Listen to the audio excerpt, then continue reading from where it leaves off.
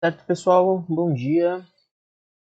Vamos começar nosso segundo grupo de aulas referente à divisão autônoma, autonômica, sistema nervoso central, tá bom?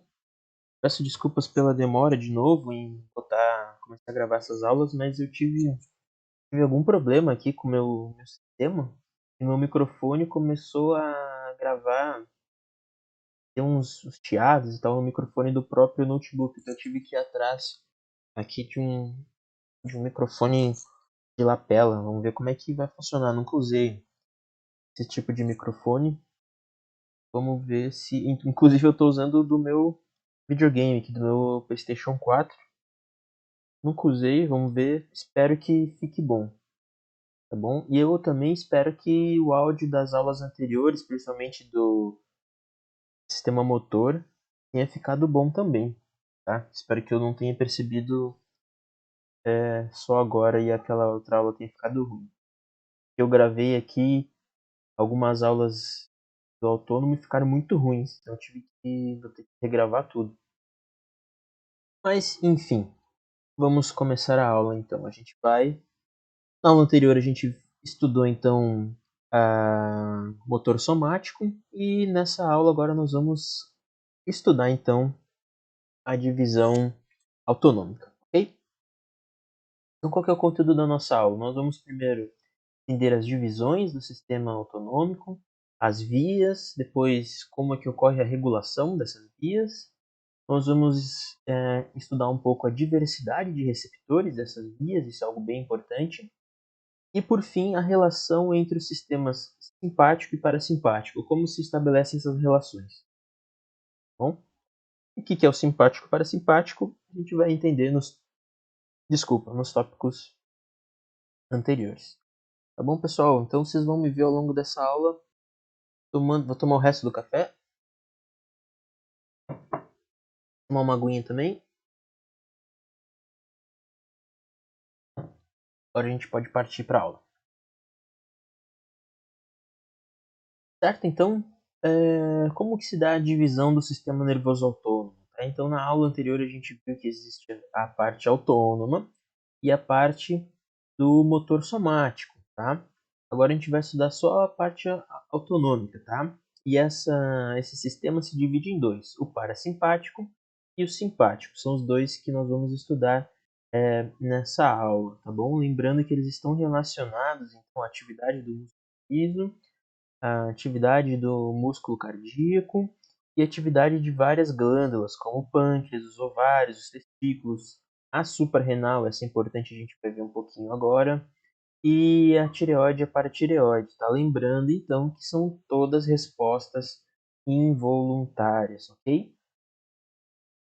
Então eu gostaria aqui já de começar falando um pouco das diferenças entre o sistema parasimpático e o sistema simpático, tá bom? Então, a atividade desses diferentes sistemas ela está relacionada a contextos que a gente vai enfrentar no dia a dia. Tá? Então a gente pode num contexto de relaxamento, de pós-digestão, né, um período de digestão, e são momentos esses em que o parasimpático está imperando. Então, a atividade do parasimpático é a atividade que está é, em que tá assim predominando, tá? Então são esse tipo de atividade que a gente vê aqui nos GIFs, tá? Então aquele soninho que a gente tá logo quando a gente acabou de acordar, aquela questão assim que a gente tá mais paradinho, mais quase dormindo, ou então quando a gente tá lá bem relaxadão, que nem essa ranzinha aqui, essa pererequinha, né? Bem tranquilona lá, pensando na vida, já terminou de fazer a mini prova, né? Tá lá bem tranquilona, na certeza de que vai tirar nota cheia na mini prova, tá? Tá lá bem relaxadão. Então, o parasimpático, a maior ativação do parasimpático está relacionado ao que a gente chama de estado de digestão e descanso, tá bom?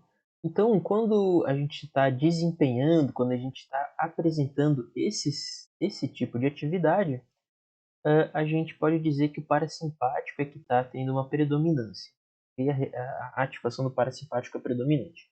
Por outro lado, a gente pode ter uma imagem totalmente diferente, né? Então, quando a gente está lá na noite, no rolê da noite, e rola alguma treta na festa, ou no barzinho, ou até dentro da sala de aula, às vezes os nossos colegas começam a brigar, e a gente entra num estado assim bem diferente, né?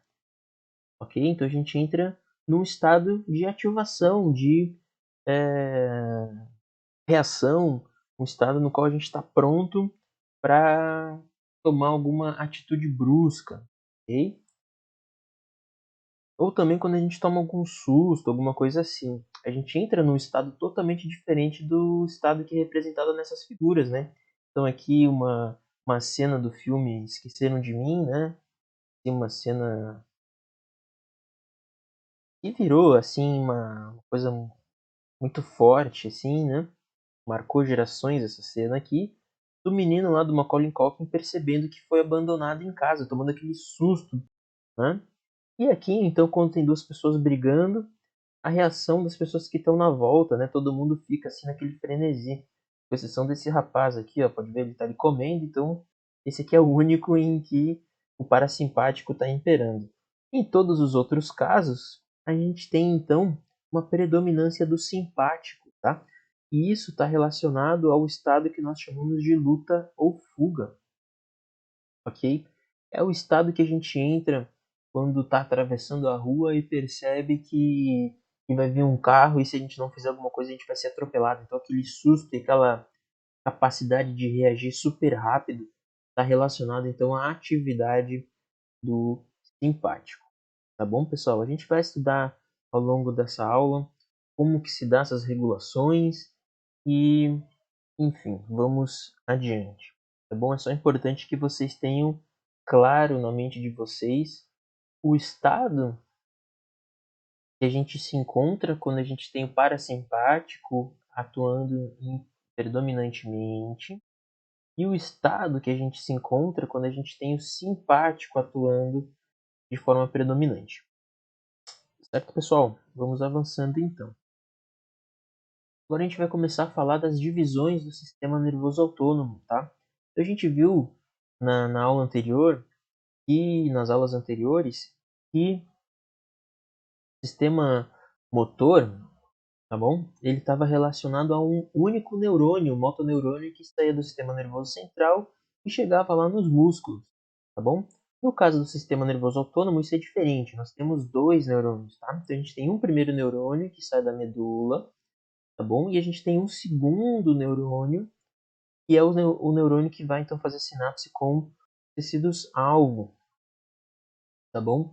E aqui é importante dizer que esse segundo neurônio, ele possui seus corpos celulares, esses neurônios têm corpos celulares na periferia, formando gânglios, tá? A gente chama de gânglios autonômicos, tá bom? O primeiro neurônio, ele tem o seu corpo celular lá no sistema nervoso central. E é o segundo neurônio, então, que vai ter, são esses segundos neurônios que vão formar, então, esses gânglios autonômicos, tá bom?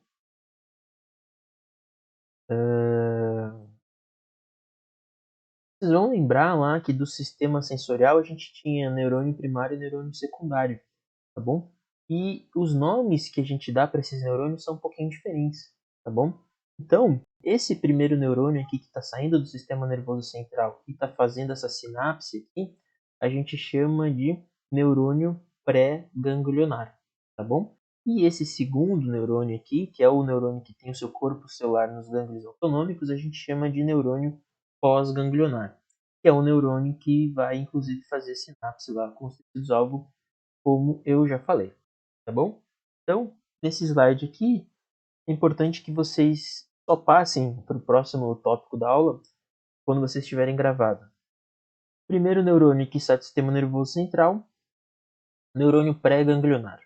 Faz sinapse com um segundo neurônio que possui corpos celulares agrupados em gânglios autonômicos e o qual é chamado de neurônio pós-ganglionar, que inclusive é o neurônio que vai então chegar, né, lá nos tecidos-alvo. Isso é o que a gente chama de via eferente. É a via que efetua as respostas, né, que leva a informação eferente e vai então desencadear diversas respostas autonômicas. Certo, pessoal? Agora a gente vai falar um pouquinho mais dessas vias, tá? Então, aqui agora a gente vai seguir sempre mais ou menos esse estilo, tá? Então as vias parasimpáticas vão estar em azul e as vias simpáticas vão estar em vermelho, tá bom? Então as vias parasimpáticas, os neurônios parasimpáticos, eles saem basicamente do tronco encefálico e da porção sacral da nossa coluna, tá bom? Lá embaixo, na porção sacral ou no tronco encefálico. Já no caso das vias simpáticas, elas saem basicamente da porção torácica ou da porção lombar da nossa coluna, ok? E aqui existe uma diferença morfológica, anatômica importante da gente gravar. Então, as fibras do parasimpático possuem um neurônio pré-ganglionar longo, tá bom? Bem longo, e um neurônio pós-ganglionar curto. Tá? Então a gente pode ver aqui o pré-ganglionar longo e o pós-ganglionar curto. Inclusive, muitas vezes esse gânglio autonômico aqui, ele está, na verdade, associado à membrana do tecido-alvo. Tá? Então, às vezes é até difícil de caracterizar esse gânglio autonômico aqui, porque ele está lá bem associado à membrana do tecido-alvo. Bom, isso para as vias parasimpáticas. No caso das vias simpáticas, nós temos então neurônios pré-ganglionares curtos e neurônios pós-ganglionares longos, tá bom? E aí a gente sempre vai ter uma discriminação dos gânglios autonômicos um pouquinho mais evidente, tá bem? Mais bem localizados, vou dizer assim, nas porções periféricas do nosso corpo, ok? Então, parasimpático, neurônio pré-ganglionar longo e neurônio pós-ganglionar curto. E vias simpáticas, neurônios pré-ganglionares curtos e pós-ganglionares longos, tá bom? No simpático a gente tem gânglios autonômicos bem organizados em regiões específicas. E no parasimpático a gente tem então gânglios autonômicos muitas vezes superassociados à membrana do tecido-alvo, ok? Um outro ponto importante é que por volta de 75% das fibras do parasimpático, elas passam pelo nervo vago lá no tronco encefálico, tá bom? Então, nessa região aqui, perdão pessoal, eu fico com a boca muito seca dando aula, tem que estar toda hora tomando água, tá bom? É água isso aqui, tá pessoal? Não é álcool.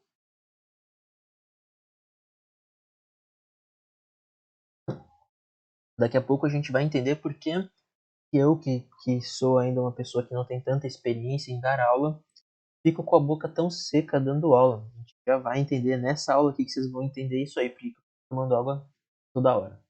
Tá bom? Então, voltando aqui para nossa aula, grande parte das fibras parasimpáticas, elas passam então no nervo vago que está lá, que sai, que está associado ao tronco encefálico, tá? Então a maioria das fibras parasimpáticas estão aqui nessa região e a minoria das fibras parasimpáticas estão aqui nessa porção sacral, ok?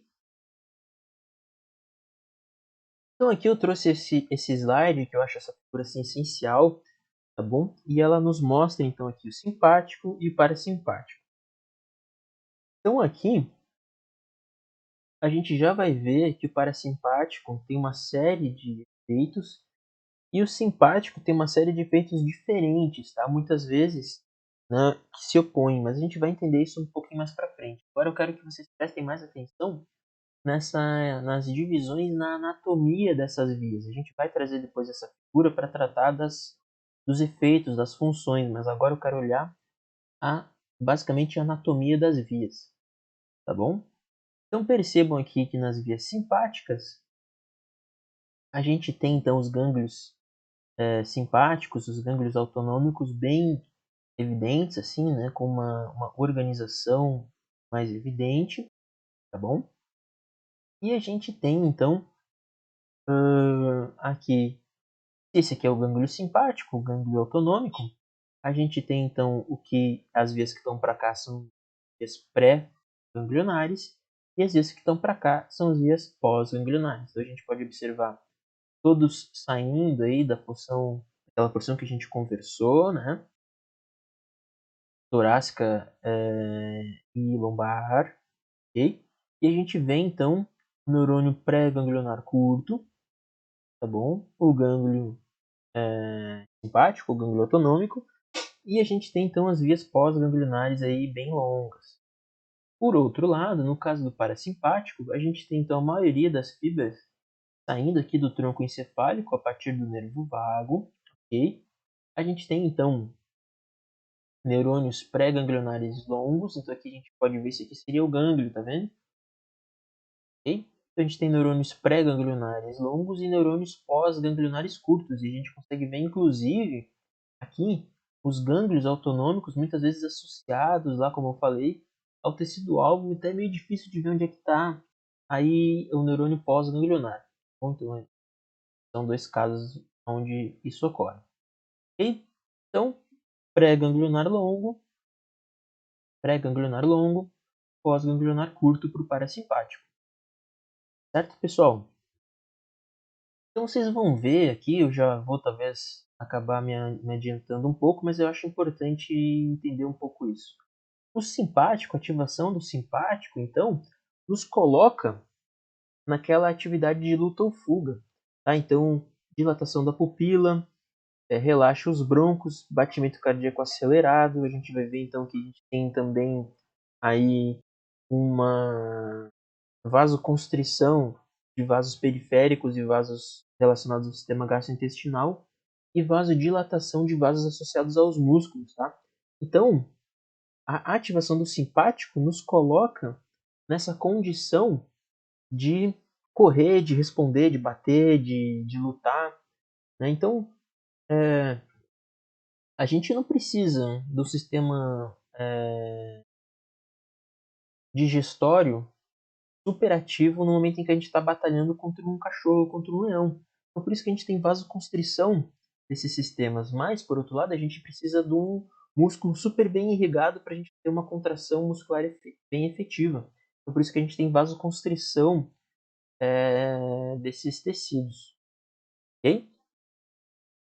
Então, por isso que quando a gente toma um susto, geralmente a gente fica branco, porque a gente está fazendo vasoconstrição periférica, tá bom? Então, a nossa pele está recebendo menos sangue, nosso músculo está recebendo mais sangue. Se a gente está recebendo menos sangue na pele, por isso que fica mais branco, tá? O que dá essa cor, principalmente nas pessoas que têm pele mais branca, o que dá essa cor para nossa pele mais avermelhada e tal, é o sangue que está passando por ali. No momento que a gente tem vasoconstrição, a tendência é que esse nosso tecido, a nossa pele, fique mais branca. E também o sangue que carrega o calor do nosso corpo. Então, no momento que a gente faz vasoconstrição periférica, esses tecidos têm uma tendência a ficar mais gelados. Então, mão fria. São sempre sintomas de que quem tomou algum susto, quem está, né, naquela ativação do simpático. Então, faces e mãos mais esbranquiçadas e mais geladas.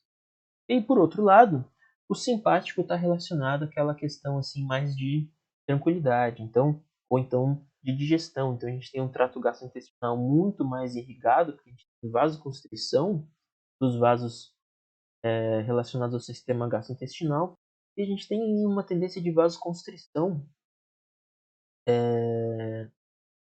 dos vasos que irrigam os músculos e também uma contração dos brônquios, né? Então a gente não precisa ter uma eficiência respiratória tão grande. Está lá paradão, tá? Então, são exemplos aí desses ajustes que são feitos do simpático e do parasimpático de acordo com o tipo de atividade que a gente vai exercer. A gente vai falar mais disso aí para frente, mas é que eu acho que é importante vocês já terem um pouco noção da função, né, junto com o entendimento das divisões e das vias, tá? Só para não ficar assim muito chato. Tá, e aí, quando é que ele vai dizer para que serve? Então, já expliquei aqui de forma geral essa questão, ok? A gente vai seguir então agora com o entendimento um pouco mais das divisões e da regulação desse sistema, ok? Na verdade, eu vou terminar essa primeira aula aqui para não ficar muito longa, tá bom? E a partir da próxima aula a gente já vai começar a entender como que funciona de fato a regulação dessas vias autonômicas, tá bom? Então a gente viu um pouco de função nessa aula agora, a gente viu função e, de certa forma, uma anatomia, organização. Na próxima aula a gente vai ver então a regulação, ok? Obrigado, pessoal. Até a próxima aula.